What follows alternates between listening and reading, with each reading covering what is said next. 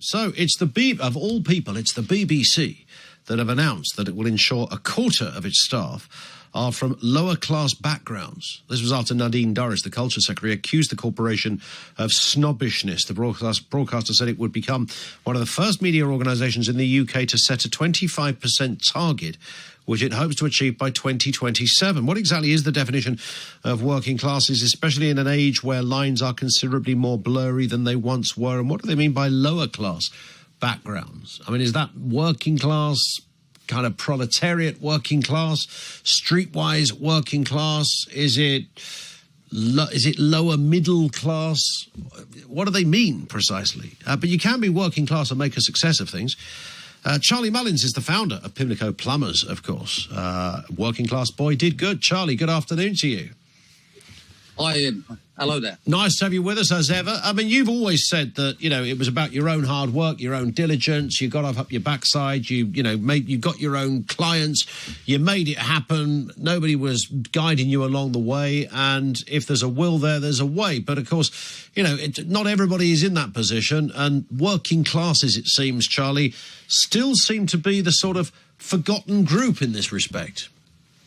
Yeah, undoubtedly. I think that, you know, it's not a level playing field out there, and rightly so. I think more sort of working class people should be in the BBC or in, you know, media or even, you know, better jobs in accountancy. And I think it's always been looked on that, you know, how you speak and where your parents come from, what your background is what type of job, you know, you're allowed to get. So it's good to see that the BBC is changing and long overdue. Yeah.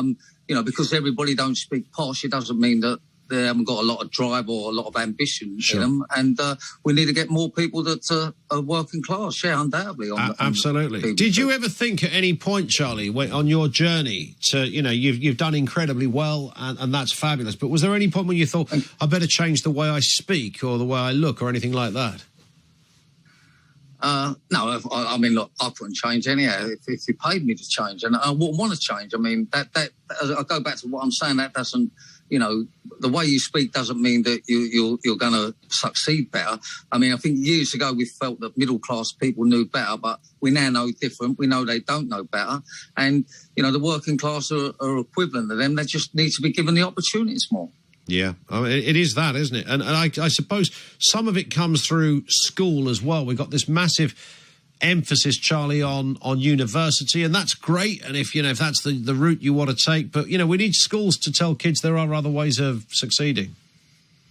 Well, of course, and I think you'll find that a lot of working class people that leave school, they go into apprenticeships, and, you know, that all of a sudden makes you working class. But the end result means that, you know, you're going to earn as much as, you know, anybody from a upper class, and you know, then you've got the more posher people, or what we call the middle class, going into university, and we just need to change it all round. It needs to be a level playing field, and, you know, if you think about it, it's a no-brainer. The whole country is paying for the BBC, so we should have all sort of types of people on there representing us. Absolutely. Have you ever been talked down to because of, you know, the fact that you're a working class lag with an obvious working class accent?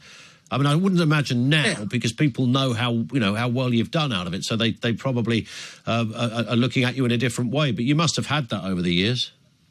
Yeah, I mean, look, it still happens. People think, you know, you ain't got a brain in your head and you ain't got no common sense because of the way you speak. But, you know, it's far from the truth. And as I say, you know, where we used to sort of take notice more of upper class people, we know that's not the case no more. So I think it's getting more and more accepted. But you still got this snobbery out there that, you know, they think you're just you know, because of the way you speak, and it's wrong, or what your parents done, it's wrong. And, you know, it just we just need to change it, and we're changing many things now, and I think one of the most important things is to give everyone an equal opportunity.